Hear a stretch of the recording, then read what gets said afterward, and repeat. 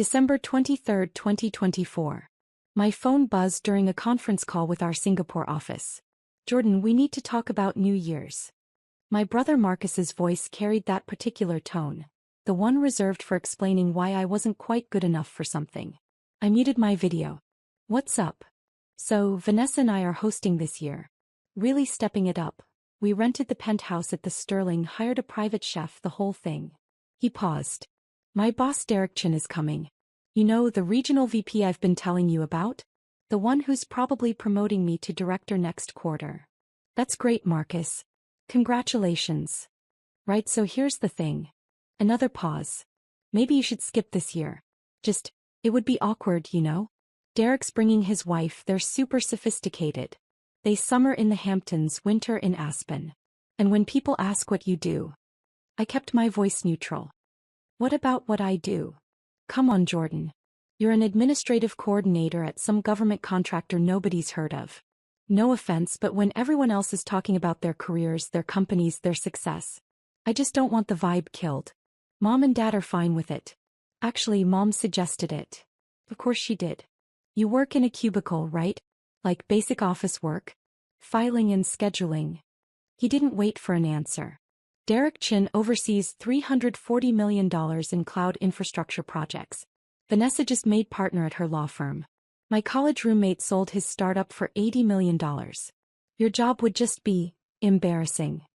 Through my office window I could see the Washington Monument. My assistant knocked softly, holding up a folder marked Classified Top Secret. I understand, I said quietly. You're not mad. No, Marcus.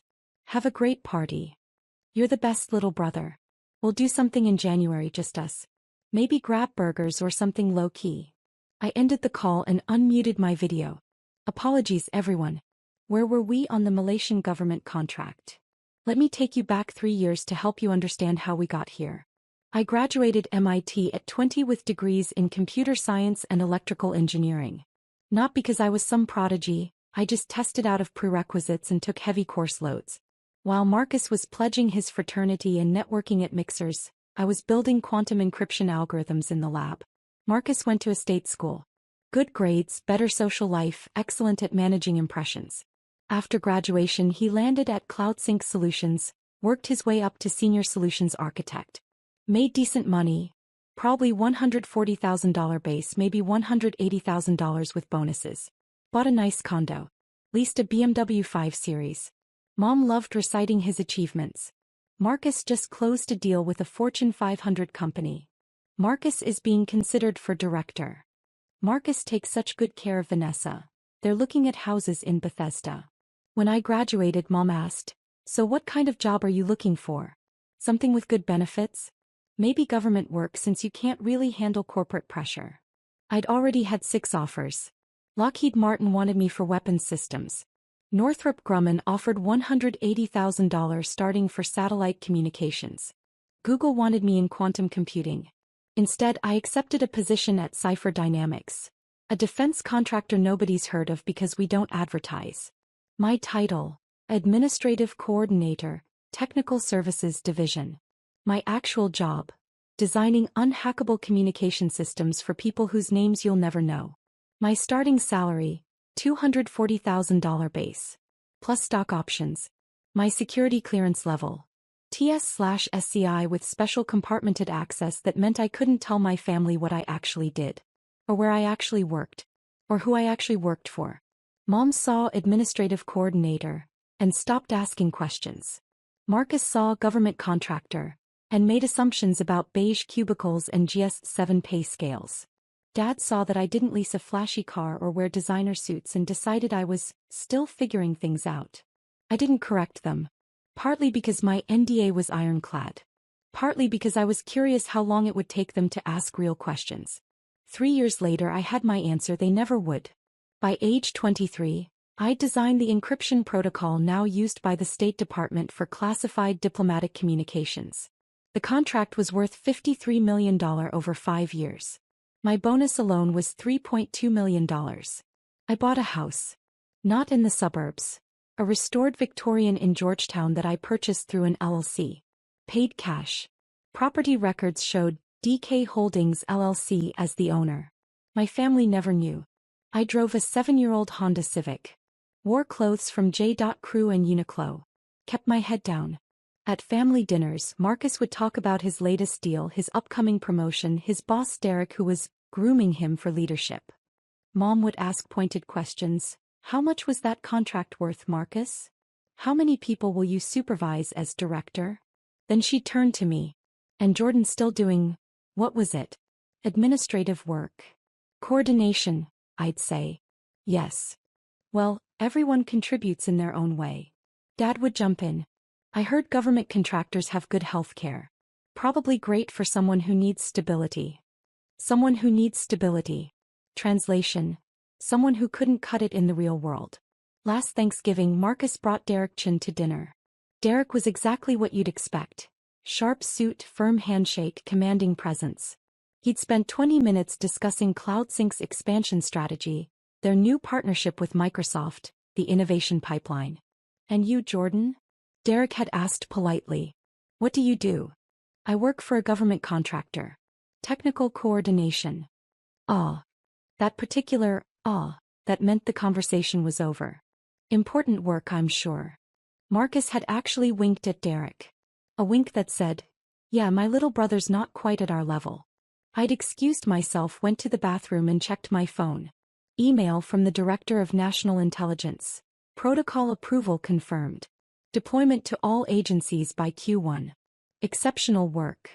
I'd washed my hands and returned to hear Marcus explaining to Derek why some people are built for entrepreneurship and leadership, others are better suited for supporting roles. December 24th, Christmas Eve. The family gathered at my parents' house in Silver Spring. Marcus arrived in his leased BMW with Vanessa, both dressed like they were attending a yacht club dinner rather than a family holiday. Jordan. Mom hugged me. I'm so glad you understood about New Year's. Marcus explained. He did. It's just, Derek is very important to Marcus's career. And you know how these corporate types are. They judge you by association. Having someone there who's just doing basic administrative work. I understand, Mom. Dad clapped me on the shoulder. Maybe next year you'll have something better to talk about. Have you thought about going back for an MBA? Marcus's connections might be able to help you get into a decent program. Marcus's connections. I had 3 graduate degrees I'd never mentioned. MIT had offered me a full doctorate with funding. I turned it down for the job. Dinner was the Marcus show. His upcoming promotion. The Sterling penthouse rental, $8,500 for one night, which he mentioned twice. The private chef, another $3,000. Derek Chen's importance, mentioned at least 8 times. The guest list, all high achievers naturally. We even hired a professional photographer, Vanessa added, for social media. You know how important personal branding is. I'd nodded along, eating turkey, letting them perform. After dinner, Marcus pulled me aside. You're really okay with skipping New Year's? Absolutely. Because I can feel you being weird about it. I'm not being weird, Marcus. I hope you have a great time. He studied my face. You know what your problem is. You never pushed yourself. You took the safe route, government job, steady paycheck, no ambition. Look at me, I took risks, networked, climbed the ladder. That's the difference between us. I could have told him that the government contractor nobody's heard of had $2.8 billion in active contracts. That my current project was designing the communication infrastructure for a classified satellite network. That my stock options were worth $12 million investing next quarter. Instead I said, you're probably right. He'd smiled, satisfied. I'm telling you this because I care. Maybe the new year is when you finally push yourself. December 31st. While Marcus hosted his party at the Sterling I worked, our Singapore office needed approval on protocol modifications. There was a deadline issue with the Australian Defence Force contract. And I had a board meeting scheduled for January 3rd that needed preparation. Yes, board meeting. Because 2 years ago, Cipher Dynamics had promoted me to Chief Technology Officer. At 23, I became the youngest C-suite executive in the defense contracting sector. My salary jumped to $480,000 base. My total compensation package, including stock and bonuses, was $2.1 million annually. I also joined the board of directors. Not as an observer. as a voting member with equity stake. I hadn't told my family. Partly because of the security clearances, I genuinely couldn't discuss most of my work. Partly because I was conducting an experiment. How long could successful people who claimed to love me remain completely incurious about my actual life? 3 years. The answer was 3 years. At 11:47 p.m. my phone buzzed. Marcus from the party. Happy almost New Year, bro. Sorry you couldn't make it. Derek just said I'm definitely getting director. Best night ever. I texted back. Congratulations. Well deserved. At midnight I toasted with my cat, reviewed the Malaysian contract one more time and went to bed. January 2nd. My assistant Sarah knocked on my office door. Your 2 p.m. is here early. Derek Chin from CloudSync Solutions. I looked up from the classified brief I was reviewing. Derek Chin. Sir. He's your brother's boss, right? He seemed anxious when he saw the board meeting agenda and realized you're the CTO he'd be presenting to. Give me 5 minutes. Offer him coffee. I pulled up CloudSync's file. They were pitching to become our cloud infrastructure vendor. A 3-year contract worth $127 million. Derek Chin was leading the pitch. He'd scheduled this meeting 6 weeks ago, long before Marcus's New Year's party. I checked the materials Derek had submitted. Impressive presentation. Solid technical specs. Competitive pricing. But I'd also done my homework on CloudSync security protocols. There were gaps. Significant ones. Nothing that would matter for a regular commercial client, but for classified defense work? Unacceptable. I buzzed Sarah. Send him in. Derek Chin entered my office with the confidence of a man who'd closed deals with Fortune 500 companies. He wore a $3,000 suit, carried a leather portfolio, extended his hand with a practiced smile. Mr. Kim, thank you for... He stopped. His eyes went from my nameplate, Jordan Kim, Chief Technology Officer, to my face. The color drained from his skin. You're Marcus's brother. I am. I gestured to the chair. Please sit. I've reviewed your proposal. He didn't sit. He stood frozen, processing. The New Year's party, he said slowly. Marcus said his brother worked in. He said you were an administrative coordinator. I got promoted.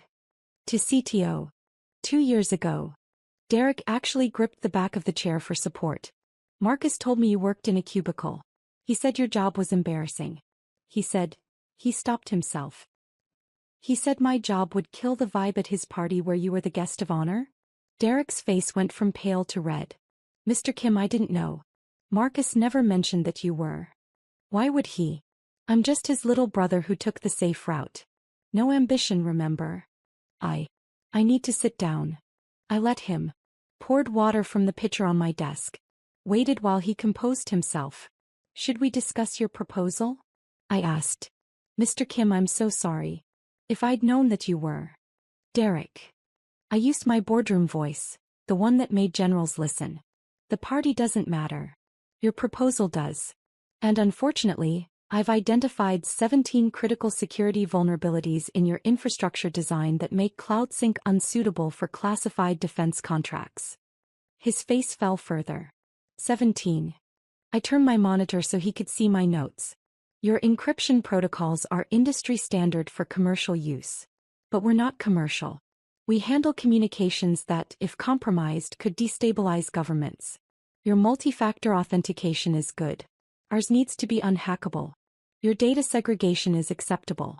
We need absolute compartmentalization that your current architecture can't provide. Derek stared at the screen. We could modify. You'd need to rebuild from the ground up. The cost would eliminate your competitive pricing. And honestly, you don't have personnel with the security clearances required to even work on the modifications. He sat back. $127 million contract. Gone. I'm afraid so. Silence filled my office. Through the window, the winter sun glinted off the Potomac. Does Marcus know? Derek finally asked. What you actually do? No. Why not? He never asked. Derek processed this. He talks about you sometimes. Always with this condescension. My little brother's still figuring things out. Some people peak in school but can't handle the real world. We all thought, you were struggling. I know what you thought. Mr. Kim, I need to tell you something. Derek leaned forward. Marcus has been positioning himself for director. Part of his pitch to me was that he comes from a family of high achievers, that success is in his DNA. He specifically contrasted himself with you. Said having a brother who settled for mediocrity made him even more driven to excel. Used me as a cautionary tale. Perfect. He also, Derek continued, looking deeply uncomfortable, told me that he sometimes gives you career advice. Tries to inspire you to aim higher. He did mention an MBA program. Jesus. Derek put his head in his hands. Mr. Kim, Jordan, I'm so sorry. The way he talked about you at dinner at the party in the office. If I'd known you were a C-level executive at one of the most elite defense contractors in the country, you would have what? Treated me differently. I would have stopped him from being so publicly disrespectful to someone who's accomplished more by 23 than most people do in entire careers. I almost felt bad for Derek. He looked genuinely mortified. Here's what's going to happen, I said. I'm rejecting CloudSync's proposal. It's not personal. Your security architecture genuinely doesn't meet our requirements. I'll send you detailed notes on why. Maybe you can use them to improve for other clients. I understand. As for Marcus, that's between me and my family. What happened at your New Year's party, what he said in your office, that's not your responsibility. But the promotion he's expecting, is that based on merit or on assuming he'd bring in this contract? Derek winced. Partly the contract. He's good at his job, but landing Cipher Dynamics was going to be his big win. Proof he could close major deals. Then evaluate him on his actual merit, not on a contract he didn't close. Fair enough. Derek stood. For what it's worth, I think your brother is about to learn a very hard lesson about assumptions. January 3rd, 2 p.m. The quarterly board meeting. Our conference room seated 18. 15 board members, CEO Patricia Winters, CFO James Morton, and me. The room was designed to impress. Panoramic views, technology that cost more than Marcus's annual salary, furniture that whispered power. Patricia called the meeting to order. We'll start with Derek Chen's presentation, then move to contract approvals. Derek entered, saw me sitting at the head of the table in my board seat, and nodded professionally. He'd clearly processed everything overnight. Then Marcus walked in behind him. My brother was carrying Derek's materials, playing assistant. He wore his best suit, had a leather folder, looked ready to impress. He saw the board members. Saw the room. Saw Derek take a seat at the presentation end. Then he saw me. I watched his brain try to process it. His little brother Jordan. Sitting at the board table. In a $4,000 Tom Ford suit I'd bought specifically for board meetings. With a nameplate that read, Jordan Kim, C2 board member. The leather folder slipped from his hands. Marcus. Derek's voice was quiet. Why don't you wait outside? You said I could observe the pitch. You said it would be good experience for. Plans changed. Please wait outside. Marcus didn't move. He was staring at me like I was a hologram that might disappear. Hi Marcus, I said calmly.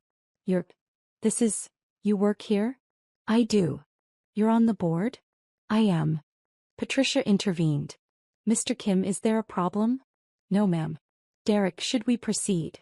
Derek's presentation was professional despite the circumstances. He acknowledged that CloudSync's current infrastructure didn't meet our security requirements. He thanked us for considering them. He accepted the rejection with grace. Marcus stood against the wall the entire time, face cycling through colors like a malfunctioning traffic light. When Derek finished, Patricia said, "Thank you for your time. Jordan will send detailed technical notes."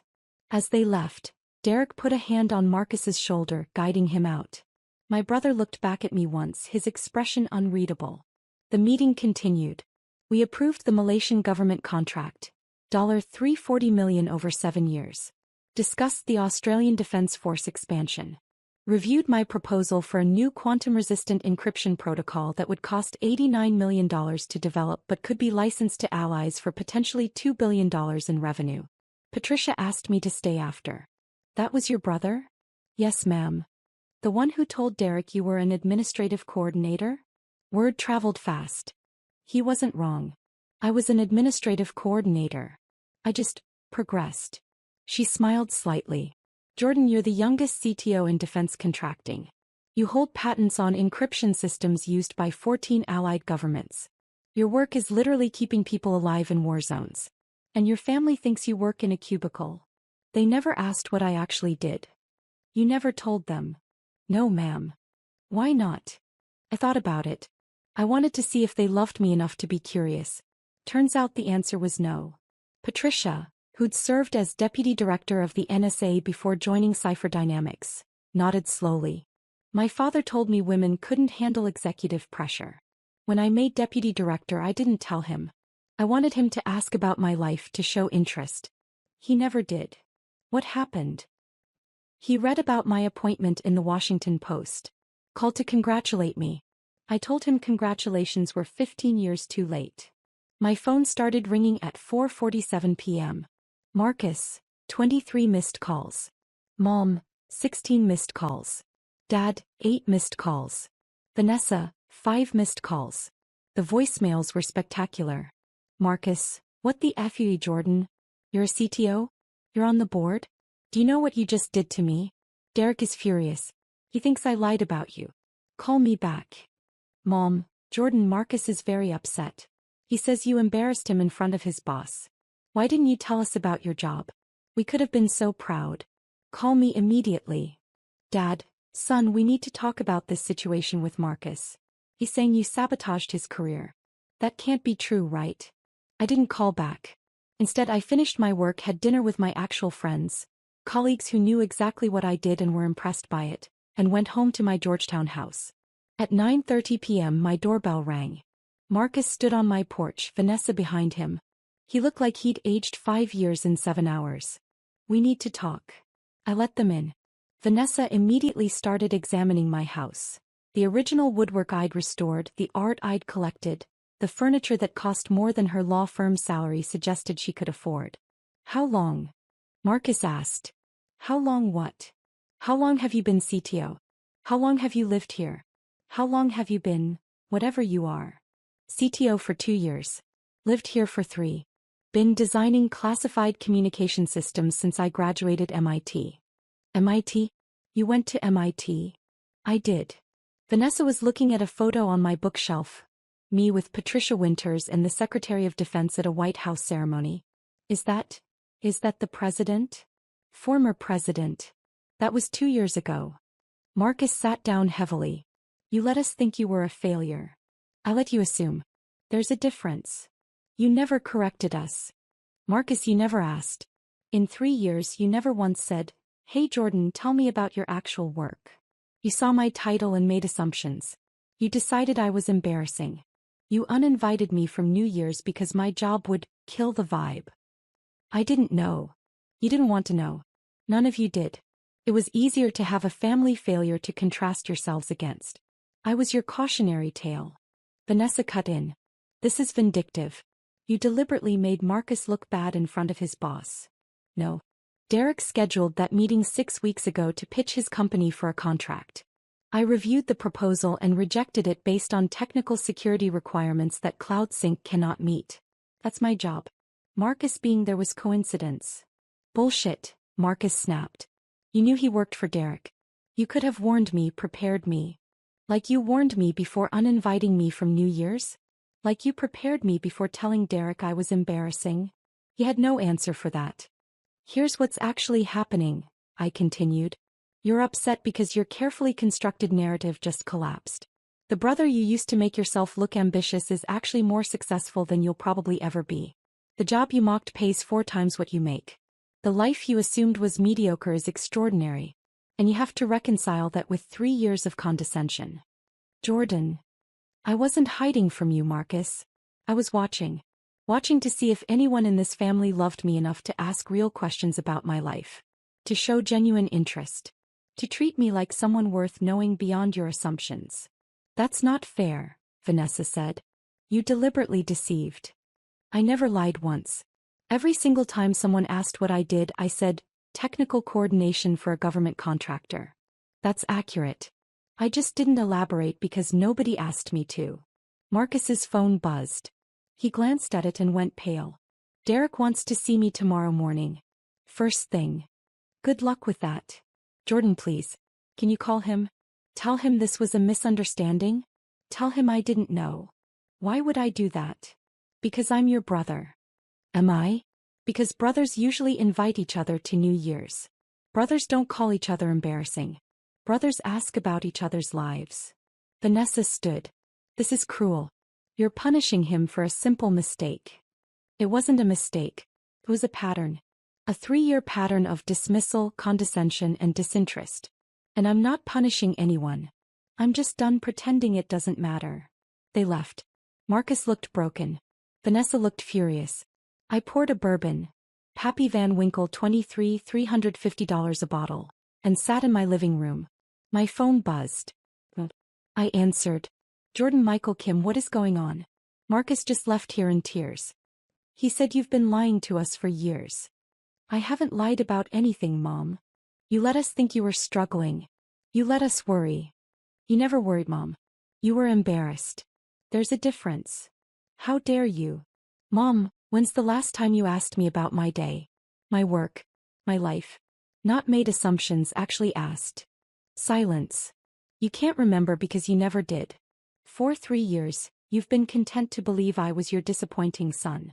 It made Marcus look better by comparison. It made you feel like at least one of your children lived up to your standards. That's not true. Then what do I do, Mom? Specifically, what is my job? You work for a government contractor. Administrative work. I'm the Chief Technology Officer of Cipher Dynamics. I design encryption systems for the U.S. government and 14 allied nations. I hold 6 patents. I have a TS/SCI security clearance. I make $2.1 million a year. I've briefed the Secretary of Defense personally. I own a $3.7 million house in Georgetown. And none of you knew because none of you cared enough to ask.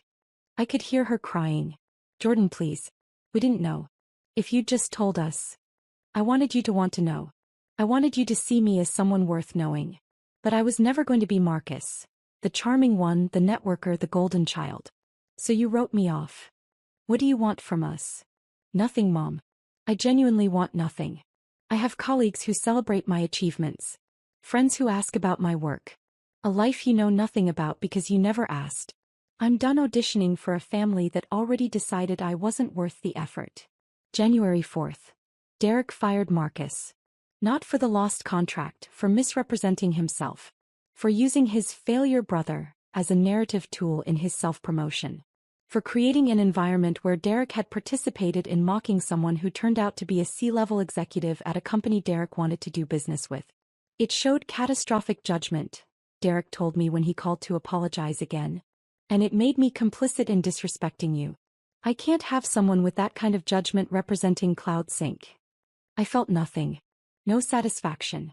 No revenge. Just nothing. Mom called 6 times. Dad called twice. Marcus sent 43 texts ranging from apologetic to furious to desperate. I didn't respond. January 15th. I was offered a position as Chief Innovation Officer at Lockheed Martin. $3.8 million total compensation. Equity stake. A role that would make me one of the most influential people in aerospace defense. I accepted. My letter of resignation from Cipher Dynamics was gracious. Patricia understood. Your family, she asked. What family? March 2025. Mom and Dad showed up at my house. I almost didn't answer the door. But curiosity won. Jordan. Mom looked smaller than I remembered. We've been trying to reach you. I know. Can we come in? I let them in. Dad stayed quiet while Mom talked. We were wrong. About everything. We made assumptions, we didn't ask questions, we took you for granted. You're right. We were proud of Marcus and embarrassed by what we thought was your failure. We're sorry. Okay. Okay? That's it. What else do you want me to say, Mom? We want another chance. We want to be part of your life. We want to know you. I looked at them. These people who'd raised me but never really seen me. Here's the thing about being invisible, I said. You get used to it. You build a life without witnesses. You learn that your achievements matter whether or not they're acknowledged. And eventually, you realize that needing validation from people who've proven they won't give it is a waste of time. So that's it. Dad finally spoke. You're just cutting us off? I'm not cutting you off. You're welcome to read about me in Defense News or Forbes. I'm sure my appointment at Lockheed will make the trades. But a relationship? That requires history, trust, mutual respect. We don't have that. We can build it, Mom insisted. Can we? Or do you just want access to my success now that you know about it? If I'd stayed, just an administrative coordinator, would you be here? Neither answered. That's what I thought. They left. Mom cried. Dad looked angry. I felt nothing. Forbes September 2026 issue, 30 under 30 in enterprise technology. My photo, standing in front of the Lockheed Martin facility where we just successfully tested quantum-resistant satellite communications. The article mentioned I'd pioneered encryption protocols now used by NATO, that I held 14 patents, that at 25 I was the youngest C-suite executive in aerospace defense history. It mentioned I was intensely private, rarely gave interviews, and had revolutionized classified communications with innovations that made previous systems look like children's toys. It didn't mention my family, because when the reporter asked, I said, I don't have one. Marcus tried to connect on LinkedIn. I declined. Mom sent the Forbes article to distant relatives with a note. So proud of Jordan. I never responded. At my housewarming party, I'd bought a second property in McLean for $4.2 million. My colleagues toasted me. Patricia was there. The Lockheed CEO. 3 senators. The former Secretary of Defense. Someone asked if my family was coming. This is my family, I said, gesturing to the room. The people who saw what I was building and cared enough to be part of it. Later, on my terrace overlooking the Potomac, Patricia asked, any regrets? I thought about Marcus at that board meeting, his face when he realized what I was. Mom crying on the phone. Dad's anger. No, I said. You can't regret cutting out people who were never really there to begin with. Cold, she observed. Honest, I corrected. My phone buzzed. Marcus again from a new number. Mom's sick. Hospital. Thought you should know. I deleted the message.